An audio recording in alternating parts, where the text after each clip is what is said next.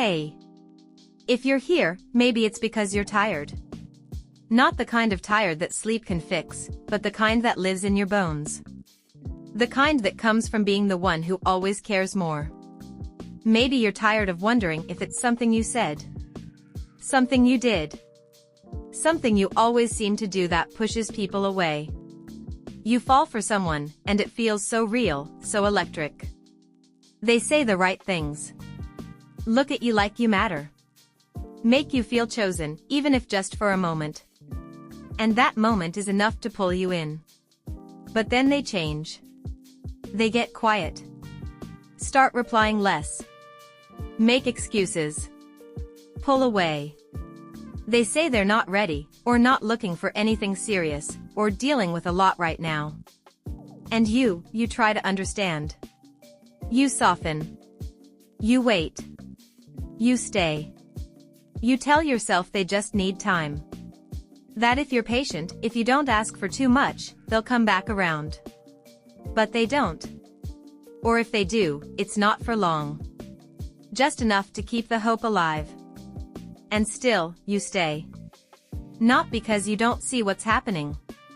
But because part of you believes this is the best it gets. That love is supposed to feel like uncertainty. That closeness always comes with distance. That needing more will scare people away, so it's better to need less. And here's the hardest part to admit. This isn't the first time. Maybe you've been here before. Different face, different story, but the same ache. The same wondering why love always feels like a game you don't know the rules to. So you blame yourself. You tell yourself you're too much. Or not enough. Or just unlucky. But what if this isn't about luck? What if it's about a pattern? One that didn't start with them, but started long before you knew what love even meant? That's what we're here to talk about. Not to judge you. Not to say you're doing anything wrong. But to offer something softer. A place to breathe. To untangle the stories you've been told, and the ones you've told yourself, about what love is supposed to feel like. Because here's the thing. If love has always felt like reaching, chasing, waiting, then peace will feel unfamiliar. Consistency will feel strange. Being fully seen might even feel terrifying. That doesn't mean you're broken. It means you've been surviving. And now, maybe for the first time, you're starting to wonder if there's another way to live. Another way to love. Another way to be loved. One that doesn't ask you to earn your place. One that doesn't punish you for having needs. One that doesn't make you feel invisible next to someone who says they care. You deserve that. You deserve to be met, not managed. To be chosen, not chased. To be safe, not silenced. So today, let's start peeling back the layers. Let's talk about why we're drawn to emotionally unavailable people. Why we stay too long. Why love has come to feel like something you have to prove, instead of something you simply receive. Let's talk about how we begin again. Not perfectly. Not overnight. But honestly. Because this doesn't have to be your forever story. You get to choose something different now. And it starts here. Let's talk about patterns. Not the kind you notice right away. The ones that run beneath the surface, quiet, sneaky, disguised as your type. The kind you don't even realize you're in until you're crying over the same kind of person, again. So many of us are stuck in a loop. We're drawn to people who can't meet us emotionally. We stay longer than we should. And when it ends, we blame ourselves. Maybe we say, I knew better. Or, I always fall too fast. Or, something about them just felt different. And that's the trick. Because it does feel different, until it doesn't. It starts with chemistry. Intensity. That spark. But over time, the same cracks begin to show. They pull away when you get close. They dodge hard conversations. They shut down when you ask for more. And you find yourself trying to decode mixed signals like they're love letters. Here's what we don't talk about enough. That pull, that gravitational, magnetic, I can't help it attraction, isn't always love. Sometimes, it's your nervous system recognizing something familiar. Not familiar in a healthy way. Familiar like, this feels like home. Even if home was unpredictable. Even if home meant working for affection. Even if home meant walking on eggshells. We don't choose pain consciously. We choose what we know. And if what you know is inconsistency, unpredictability will feel like love. Maybe you had a caregiver who showed you affection, but only when you were quiet, helpful, good. Maybe they were there, but emotionally absent. Maybe love felt conditional. Performance-based. Earned. So now, when you meet someone who's inconsistent, who makes you work to be seen, your body says, yes. This is it. Not because it's safe. But because it's familiar. And familiar feels safe, even when it's breaking you. This is how trauma shows up in dating. Not always as big, loud red flags. Sometimes it shows up as butterflies. As chemistry. As I don't know what it is about them, I just feel drawn to them. And sometimes we're not just drawn to emotionally unavailable people, we run from emotionally available ones. Because they feel uncomfortable. Too soft. Too steady. Too real. They look at us with kindness and say, I'm not going anywhere, and that terrifies us more than silence ever did. Because if they stay, we might actually have to show them who we are. And if they see the real us, what if they leave? So we go back to the pattern. To the one who keeps us guessing. To the one who won't commit. To the one who gives us just enough to hope, but never enough to feel safe. Because deep down, we don't believe we're worthy of more. Not because we're weak. But because we were taught, subtly, over years, that we have to earn our worth. That we're lovable only when we're easy, chill, helpful, low maintenance, undemanding. So when we want something real, closeness, consistency, connection, we feel like we're asking for too much. We shrink. We soften. We settle. And every time we do, we lose a little more of ourselves. And here's the painful irony. People who are emotionally unavailable? They're often most drawn to people like you. Empathetic. Loyal. Willing to see the best in others. Willing to wait. To understand. To give them space, time, benefit of the doubt. You keep showing up, even when they don't. And they like that. Not because they're cruel, but because your consistency feels comforting to someone who's scared of real connection. You hold steady while they pull back. You take responsibility for both hearts, yours and theirs.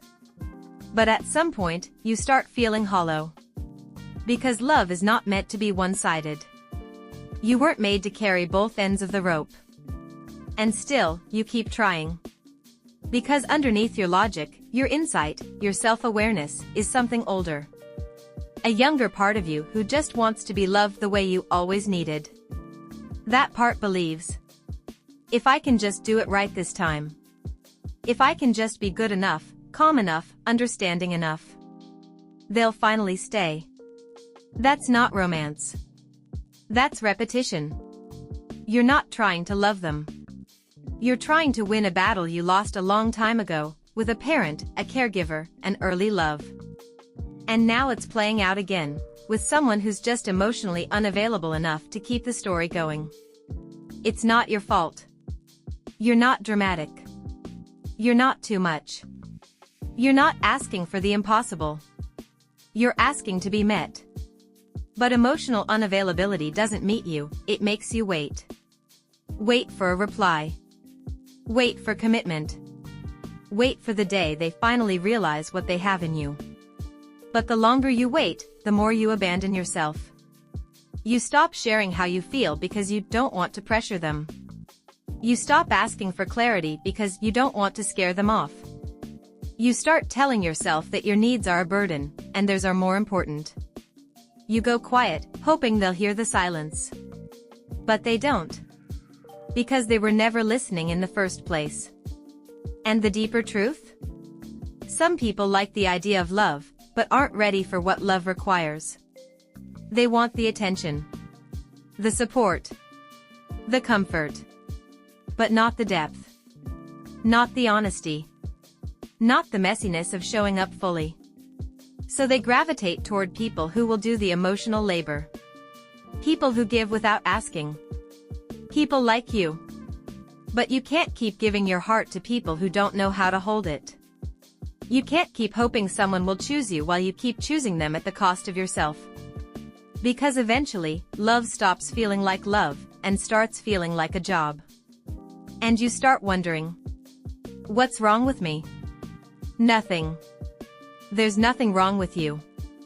You just learned a version of love that came with distance, with unpredictability, with proving. And now it's time to unlearn it. Unlearning takes time. It's not just about noticing the red flags, it's about noticing your own response to them. It's about asking, why does this feel like love? What does this remind me of? When did I first learn that love means uncertainty? And then, choosing differently. Not because it's easy, but because you're tired of breaking your own heart to keep someone else around. You're allowed to want more. More honesty. More presence. More peace. Not drama. Not confusion. Not situationships that last for years but go nowhere. You're allowed to say, I don't chase anymore. I don't wait for breadcrumbs. I don't ignore how I feel just to keep someone who doesn't even want to stay. That kind of shift? It doesn't come from a book. Or a TikTok. Or a single therapy session. It comes from small, quiet moments where you choose yourself even when it's hard. When you pause before texting back. When you name what you need. When you feel the pull to chase and say, not this time. You start breaking the cycle, not by finding someone new, but by showing up for yourself in ways no one else ever did. By reparenting the younger version of you who thought she had to be perfect to be loved. By telling her, you don't have to work for love anymore. You don't have to shrink. You are already enough. And the more you say that, the less attractive chaos becomes. You'll start noticing when someone's inconsistency makes your stomach turn, instead of flutter. You'll start craving safety, not spark. Depth, not distance. Clarity, not confusion. And eventually, when someone new walks into your life, you'll see the difference. Because you'll be different. Not harder. Not colder. But clearer. More grounded. More willing to walk away from what hurts, even when it looks like love. Because now you know, love that asks you to abandon yourself isn't love at all. It's a pattern. And you're ready to break it. Her name is Olivia. And if you met her, you'd probably like her right away. She's warm. Attentive. The kind of person who remembers the small things, your coffee order, your favorite song, the way your voice shifts when you're tired. She's the one her friends turn to. The one who gives great advice. The one who seems to have it all together. But when it comes to love, Olivia is tired. Not of being single, but of being almost loved. Of getting so close to connection, only to watch it slip through her hands. It always starts the same. She meets someone who seems promising. Charming. Confident. Just enough edge to feel exciting. This time it was Ryan. She met him at a friend's birthday dinner. He was sitting across the table, sipping an old-fashioned, asking the kind of questions that made her feel seen. He texted her that night, "You're different." And she believed him. Because in the beginning, he was present. Curious. Attentive. They'd stay up late talking about everything, music, childhood, their shared fear of wasting time. He made her feel like the most interesting person in the room. Like she was finally being chosen, fully, clearly, intentionally. But slowly, things changed. His messages got shorter. The calls came less often. He stopped asking questions and started giving vague responses like, "I'm just in a weird headspace" or "work's been crazy." At first, Olivia brushed it off. She gave him space. She didn't want to be needy. She told herself, he'll come back around. People get busy. But the space kept growing. Plans were cancelled last minute. Conversations felt surface level. When she shared something vulnerable, he'd go silent, or worse, change the subject. Still, she didn't walk away. Instead, she adjusted. She softened her tone. Waited longer between texts. Told herself, don't ask too much. Be easy to love. Her friends noticed. They asked, "Are you okay?" She said yes. But she wasn't. She was anxious. Constantly overthinking. Wondering what she did wrong, why things felt so different, if she was the reason he was pulling away. One night, after yet another last-minute cancelled date, she stared at her phone for a long time. Not in anger. Not even in heartbreak. In silence. A silence that felt too familiar.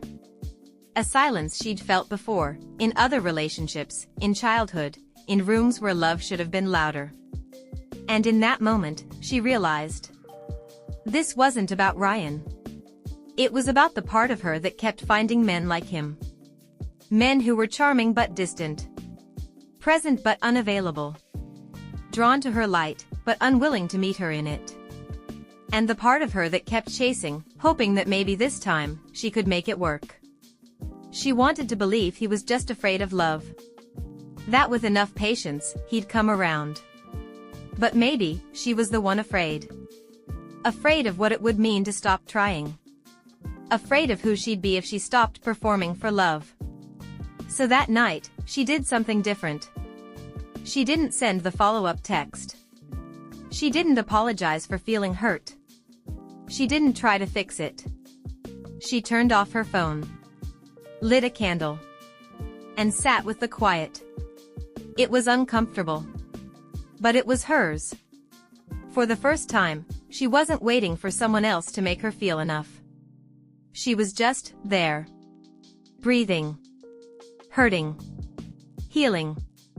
The next morning, something was different. Not dramatic. Not loud. Just quieter inside. Olivia didn't feel stronger, exactly. But she felt more awake. She brewed her coffee slowly, sat at the window, and let herself feel the ache, instead of outrunning it. She didn't block Ryan. She didn't write a long message. She didn't need to. Because for once, she wasn't looking for closure from someone else. She was finding it in herself. In the coming days, she started doing small things that made her feel like her again. She rejoined her old pottery class. Took long walks without checking her phone. Played the playlist she used to love before it reminded her of him. And one afternoon, in her journal, she wrote, "I don't want to be chosen because I made myself easy to love. I want to be chosen because someone sees me, exactly as I am, and stays." It wasn't about Ryan anymore. It was about the pattern. She began to notice how often she minimized her needs. How she praised herself for being low maintenance. How she'd stay in something painful just to avoid feeling alone. That awareness hurt. But it also set her free. Because now she could see it clearly. She wasn't crazy. She wasn't needy. She was just tired of loving in ways that made her disappear. And one night, she looked in the mirror, really looked, and whispered. No more shrinking. No more chasing. No more mistaking tension for love. It wasn't a vow to never be hurt again. It was a promise to herself, to stop abandoning the parts of her that wanted more. The next time Ryan messaged, casually, as if nothing happened, she didn't reply right away. She read it. Felt the familiar pull. Took a breath. Then gently, clearly, she wrote. I'm looking for something consistent and real. I don't think that's what we're doing here. And I'm not going to keep hoping for something you can't give. No anger. No drama. Just truth. She put down her phone. Exhaled.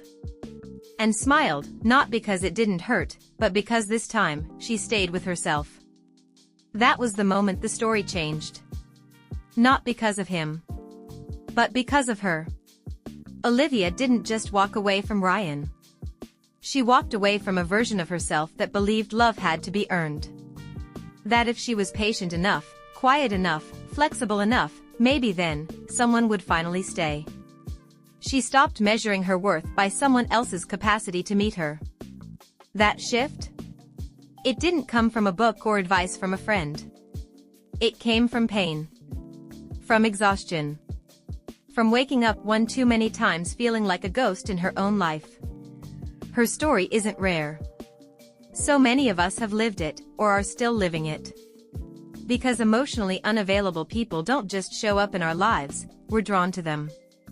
Not because we're foolish. But because, somewhere deep inside, our nervous system was wired to see inconsistency as familiar. As home. And the most painful truth is this. We don't stay because we're naive. We stay because we're hopeful. We keep loving people who pull away because we remember the version of them who showed up. We hold on to their potential. We cling to the beginning, because that's when we felt seen, even if it wasn't sustainable. But potential doesn't build relationships. Presence does. And someone's inability to show up for you consistently is not a reflection of your worth. It's a reflection of where they are, and where they're not willing to go. When Olivia stopped romanticizing the chase, she made space for something real. Not a fantasy. Not a maybe. But something solid. Something where she didn't have to shapeshift or hold back or overthink every message. That's what we're all really craving, isn't it? To be seen. To be chosen, not chased. To feel safe, not just excited. But to have that, we have to unlearn what we've called love until now. We have to stop confusing anxiety with chemistry. We have to stop interpreting silence as depth. We have to stop thinking that if someone is hard to love, it means their love is worth more. Because love isn't a reward for suffering. Love is what happens when two people meet each other fully, not halfway, not in pieces, but whole. So what now? How do you start breaking the pattern, not just once, but for good? Here are a few gentle ways to begin. Notice what your body tells you. Pay attention to your nervous system. Does this connection make you feel calm, or constantly on edge? Do you feel safe to be yourself, or like you're always trying to earn your place? Ask better questions. Instead of "do they like me?" try, "do I feel like myself around them? Do they show up for me in ways that feel consistent and clear?" Slow down. Attraction doesn't always mean alignment. Take time to observe not just what they say, but how they make you feel over time. Be honest about what you need. Not to scare them away, but to see if they're capable of meeting you there. If honesty pushes someone away, that's clarity. Not a loss. Choose presence over potential. Fall in love with who someone is, not who they might become. The right person won't need to change to meet you. They'll already want to. Practice staying with yourself. Instead of chasing them, stay with your own discomfort. Write. Breathe. Walk. Cry. But don't abandon yourself just to avoid being alone. This isn't about becoming guarded. It's about becoming grounded. You don't need to be less emotional. You don't need to play games. You just need to stop confusing inconsistency with love, and start treating your heart like it deserves to be protected. Because it does. And one last thing, before you go. You are not too much. You are not unlovable. You are not broken for wanting someone who shows up. You're just done with the ache. Done with the waiting. Done with shrinking. And you're ready, finally, to stop proving and start receiving. To stop chasing and start choosing. To stop calling almost love enough. And if that feels scary, that's okay. You're doing something brave. And I'm so glad you're here.